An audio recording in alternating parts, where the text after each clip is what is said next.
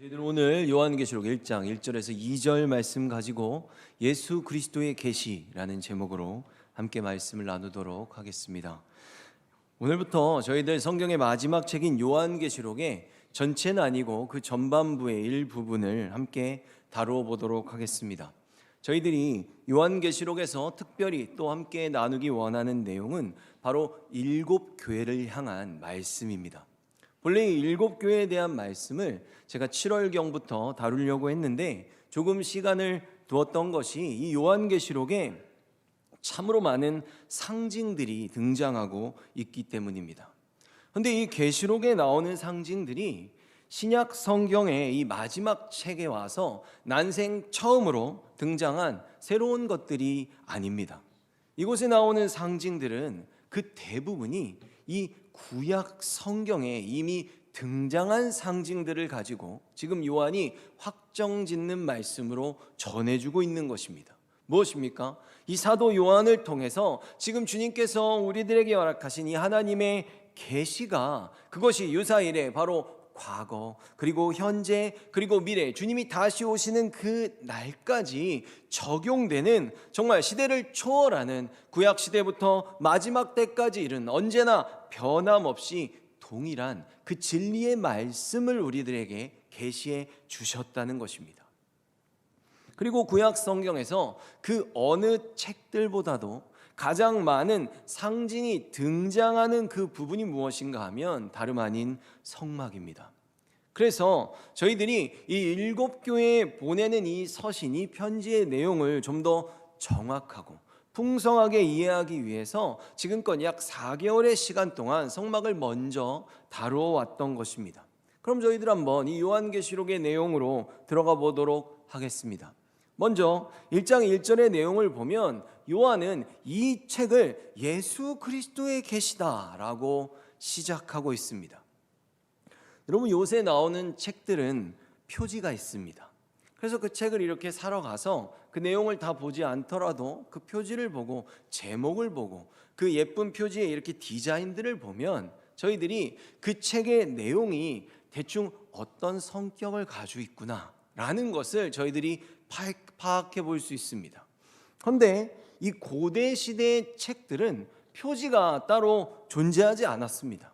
그래서 이 두루마리에 쓰여졌던 이 고대의 책들은 그 책의 제목을 그 책의 머리에 붙였었습니다. 그렇기 때문에 저희들이 성경을 볼 때 이 요한계시록이라는 것은 후대에 우리가 성경을 편집할 때 붙여진 제목이지만 실제 요한이 이 책을 쓸 때 지금 요한 스스로가 이 책에 붙인 이 책의 제목은 바로 예수 그리스도의 계시인 것입니다. 그러므로 이런 측면에서 볼 때 사실 요한계시록의 진짜 제목은 엄밀히 말해 예수 계시록이라고 말할 수 있다는 것이죠.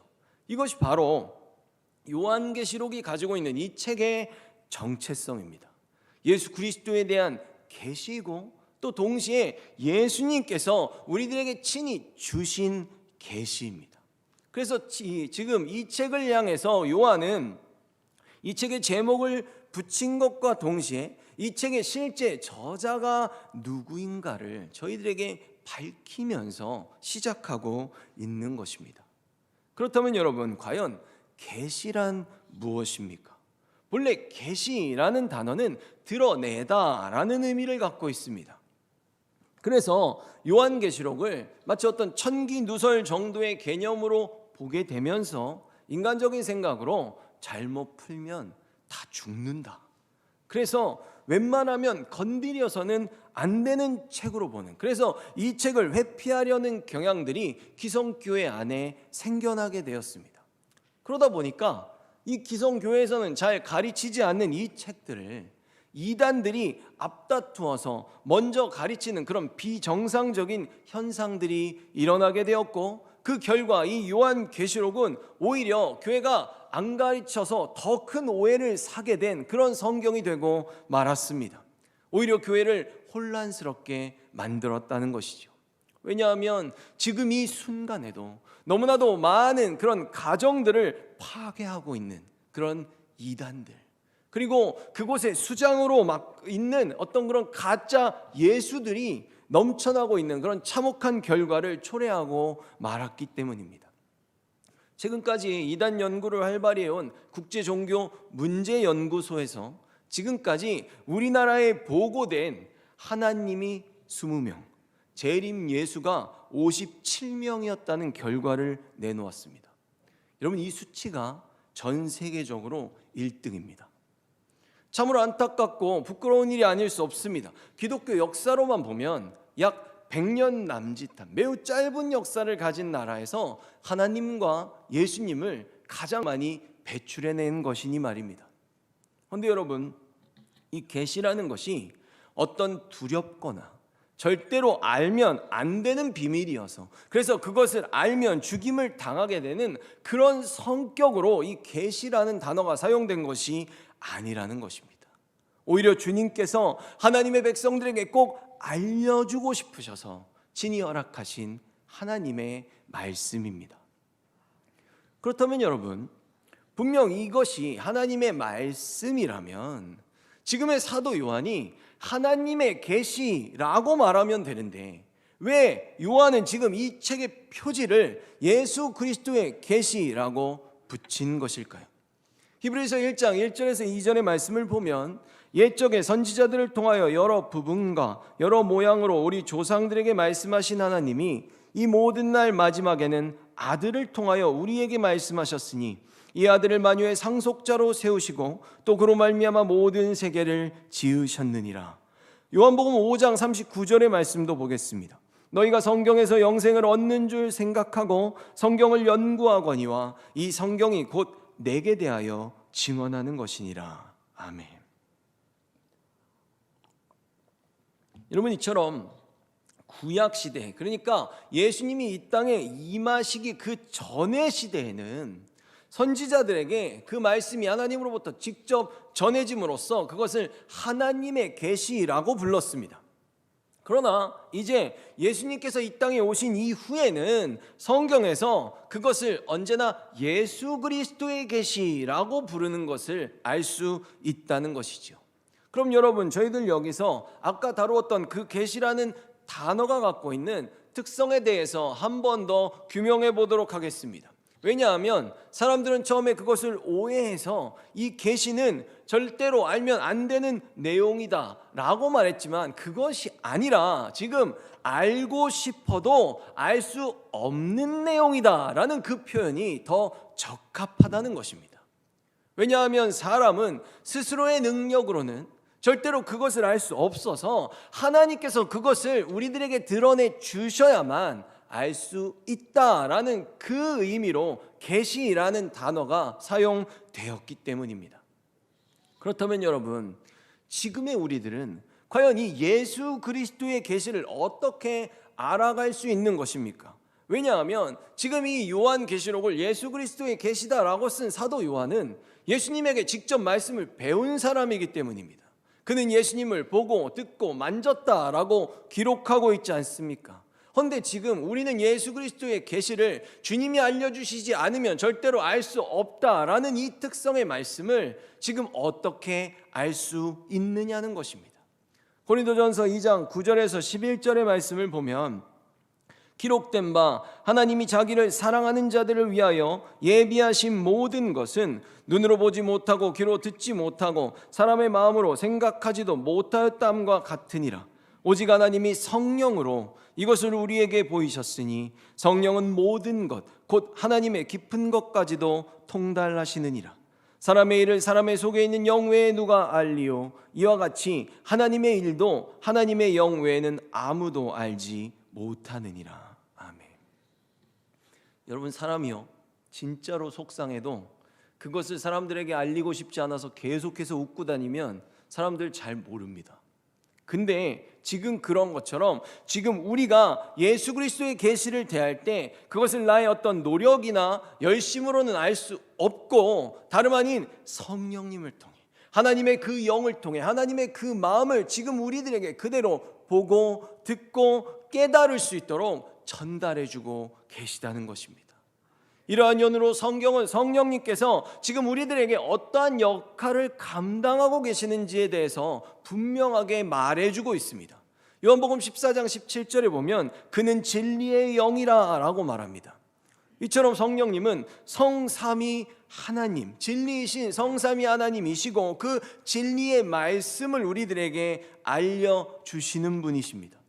요한복음 15장 26절의 말씀을 보면 진리의 성령이 오실 때 그가 나를 증언하실 것이요, 14장 26절을 보면 보혜사 곧 아버지께서 내 이름으로 보내실 성령, 그가 너희에게 모든 것을 가르치시고 내가 너희에게 말한 모든 것을 생각나게 하리라. 아멘. 여러분, 지금 이 말씀을 하신 분이 바로 그 예수 그리스도의 계시를 주신 예수님이십니다.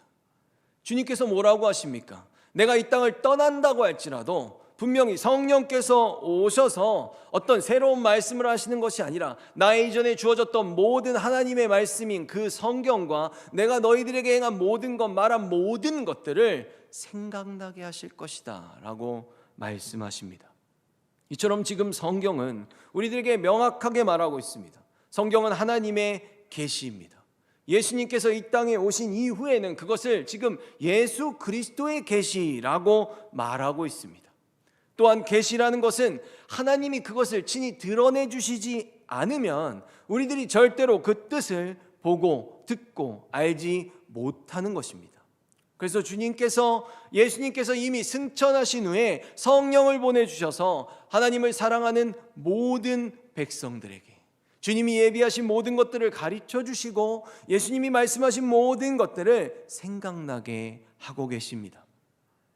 그래서 예수님께서는 이런 성령님의 활발한 역사에 대해 미리 알려주셨습니다. 요한복음 16장 7절의 말씀을 보면 그러나 내가 너희에게 실상을 말하노니 내가 떠나가는 것이 너희에게 유익이라. 내가 떠나가지 아니하면 보혜사가 너희에게로 오시지 아니할 것이요 가면 내가 그를 너희에게로 보내리니. 아멘. 여러분, 예수님께서 인간의 몸을 입고 이 땅에 우리들의 죄를 사하기 위해 오신 것, 유사일에 가장 큰 은혜임에 분명합니다.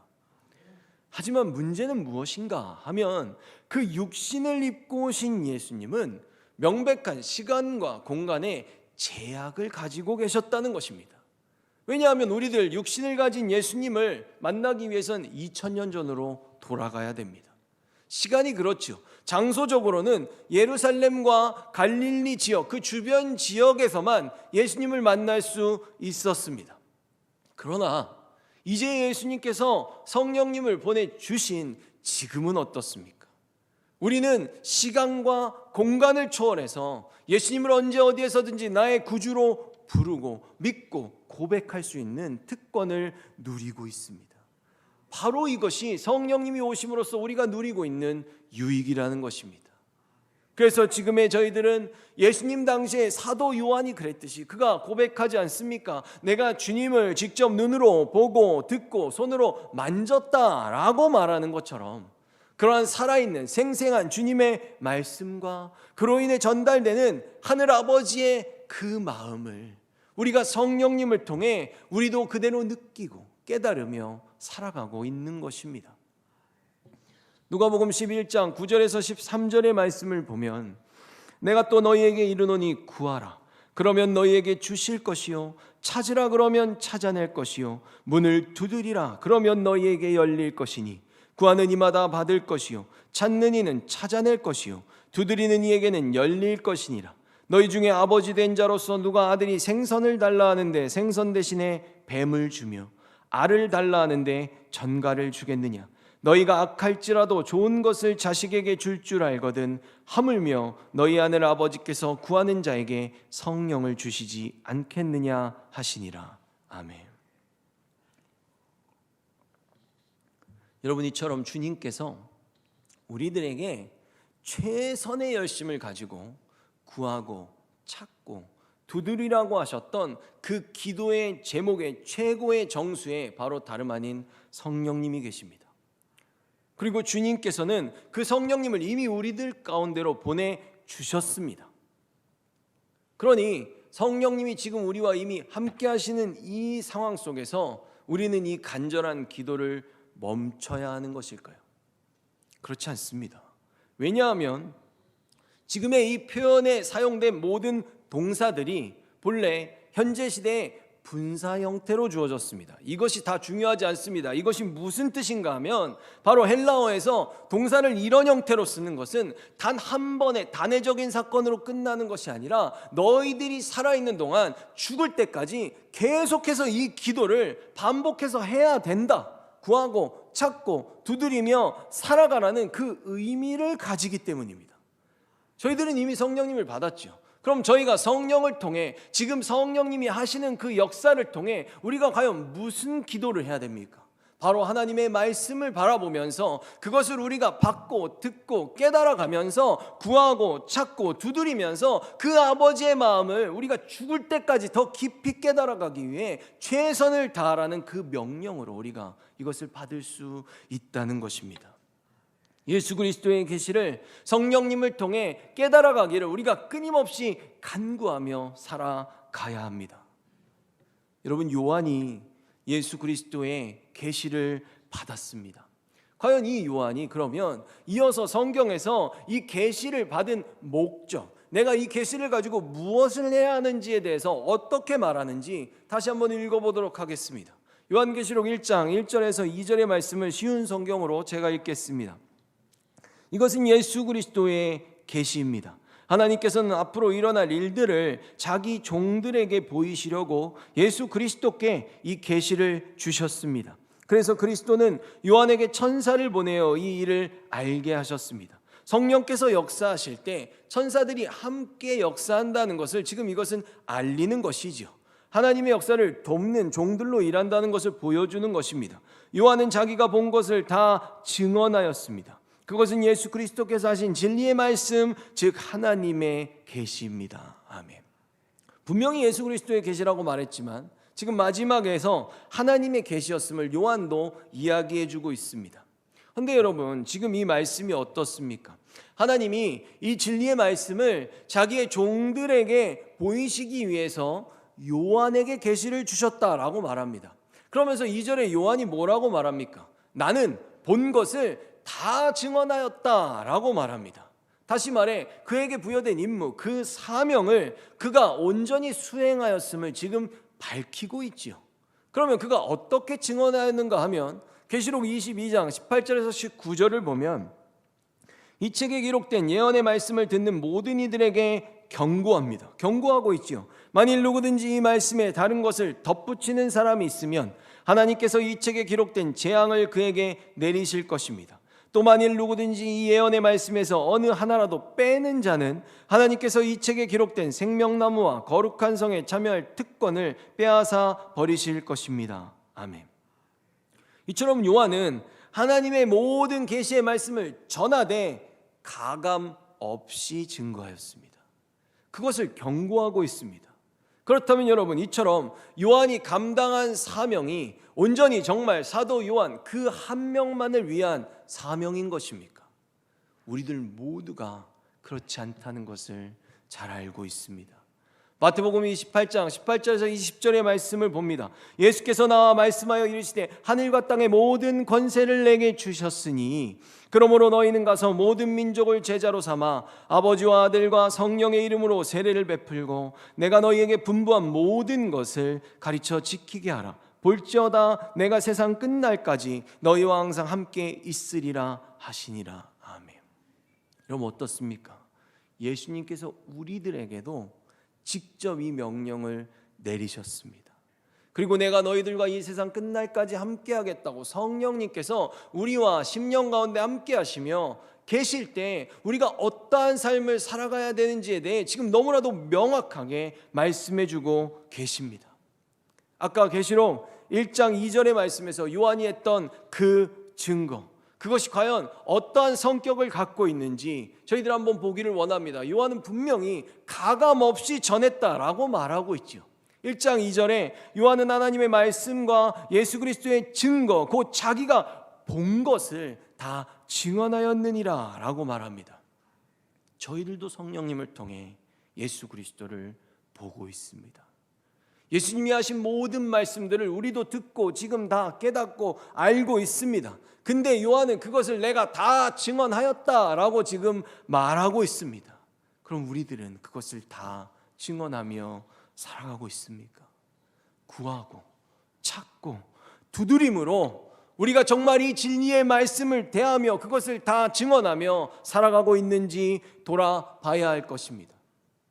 여러분, 그런데 이 증언하다라는 동사가 명사가 되면 어떻게 되겠습니까? 증인이 되겠죠.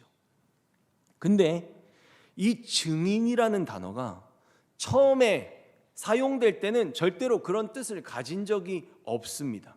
근데 이 단어를 지금 사전을 찾아보면 이 증인은 순교자라는 의미를 함께 가지고 있습니다. 왜일까요? 이 요한의 서신을 받았던 그 7 교회들이 살던 그 계시록의 시대에는 더더욱이 그랬습니다. 우리가 예수 그리스도의 계시를 정말 본 그대로 가감없이 열심히 증언하며 살다 보니 그 시대에 살던 사람들은 증언을 하는 사람이 다 죽은 것입니다. 사명을 지키기 위해 열심히 사는 사람들이 계속해서 죽어나가니까 이 단어가 그 기독교의 역사를 지나면서 분명히 증인이고 증언하다라는 뜻이 있던 단어가 순교하다 그리고 순교자라는 의미로 바뀌어서 전해지고 있다는 것입니다. 이들이 그 거룩한 하나님의 사명을 얼마나 열심히 지켰으면 정말 죽는 순간까지 그들이 포기하지 않았기 때문에 지금은 우리가 이 증인이라는 단어가 순교자라는 의미를 갖고 있는 것을 보고 있습니다. 여러분, 세상의 많은 사람들은 참으로 복을 좋아합니다. 우리들이라고 해서 굳이 복을 싫어할 이유도 없습니다. 그러나 우리는 정말 그 복이 하나님의 말씀이 우리들에게 말해주고 있는 복인지를 잘 헤아려 볼 필요가 있습니다. 우리는 주님의 백성들이지 않습니까? 제가 지금 계시에 대해 이야기하다가 왜 갑자기 복에 대한 말을 꺼내는가 하면 성경이 말하는 복을 살펴보면 주님께서 주시는 복은 언제나 하나님의 말씀에 그 기준을 두고 있다는 것을 알 수 있기 때문입니다. 누가복음 11장 28절의 말씀을 보면 예수께서 이르시되 오히려 하나님의 말씀을 듣고 지키는 자가 복이 있느니라 하시니라. 시편 1편 1절과 2절의 말씀을 보면 복 있는 사람은 오직 여호와의 율법을 즐거워하여 주야로 묵상하는도다. 아멘. 여러분, 주님께서는 많은 사람들을 영원한 생명의 축복으로 인도하시기 위해 그것을 누리기 원하셔서 우리들 모두에게 예수 그리스도의 계시를 주셨습니다. 그러니 그 백성된 우리들이 주님의 말씀을 믿고 지켜 행할 때 우리가 그 복을 한껏 누리며 살아갈 수 있는 것입니다. 또 우리가 이 복된 말씀을 정말 순교의 믿음을 갖고 증언함으로써 우리가 아브라함의 후손들로 살아갈 수 있습니다. 여러분, 하나님이 아브라함에게 무슨 축복을 주셨습니까? 너를 축복하는 자들에게 복을 주고 너를 저주하는 자들에게 저주를 한다는 것은 우리가 이 예수 그리스도의 계시라는 그들에게 생명을 줄 수 있는 이 진리의 말씀을 우리가 증거할 때 우리의 말을 그들이 들으면 그들도 복을 받아 구원에 이르게 되는 것이고, 우리의 말을 그들이 듣지 않으면 그들은 저주를 받아 심판에 이를 수밖에 없기 때문입니다. 우리가 정말 믿음의 조상 아브라함의 후손들이라면 이 특권도 누리며 살 수 있어야 한다는 것입니다. 요한계시록 1장 1절의 말씀을 보면 예수 그리스도의 계시라 이는 하나님이 그에게 주사 반드시 속히 일어날 일들을 그 종들에게 보이시려고. 아멘. 여러분, 저희들이 여기서 한 가지 오해를 풀기를 원합니다. 그것은 반드시 속히 일어날 일들이라고 말씀하신 부분입니다. 여기서의 속히라는 단어의 의미는 세상적인 시간의 계산으로 이해할 수 있는 말씀이 아니기 때문입니다. 금방 일어난다라고 생각할 수 있지요. 그런 의미로 받아들일 수 있습니다. 그러나 우리들은 이미 이 말씀을 받은 지 약 2000년의 시간이 흐르지 않았습니까? 이것은 반드시 일어난다라는 그 확실성을 더욱 강조하고 있는 표현입니다. 또한 더불어 정말 이 표현은 그 무엇보다도 지금 하나님께서 허락하신 이 믿음의 시간을, 그 사명을 가진 우리들이 이 삶을 대하며 살아갈 때 절대로 그 긴장감을 늦추면 안 되는, 늘 깨어있는 백성으로 살아가라 라는 그 말씀으로 우리가 받을 수 있다는 것입니다.